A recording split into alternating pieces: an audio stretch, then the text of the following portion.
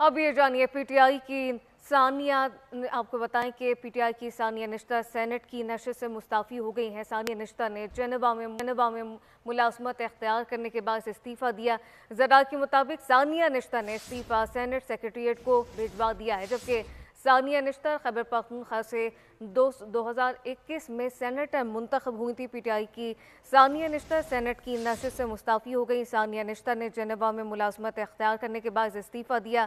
सानिया निश्तर ने इस्तीफ़ा senate secretariat को भिजवा दिया है, जबकि सानिया निश्तर खैबर पख्तूनख्वा से 2021 में सेनेटर मुंतखब हुई थी। पीटीआई की सेनेटर सानिया निश्तर सेनेट की नशस्त से मुस्ताफ़ी हो गई। तफसीलात क्या है, मोहम्मद आलीजा से जानते। जी आलीजा।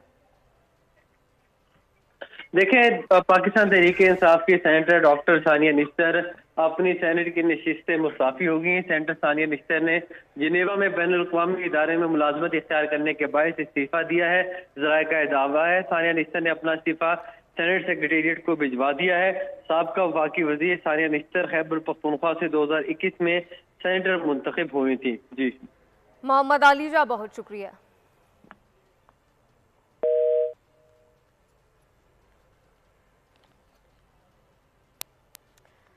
केपी गवर्नर फैसल करीम कुंडी एक मरतबा फिर आपको लिए चले।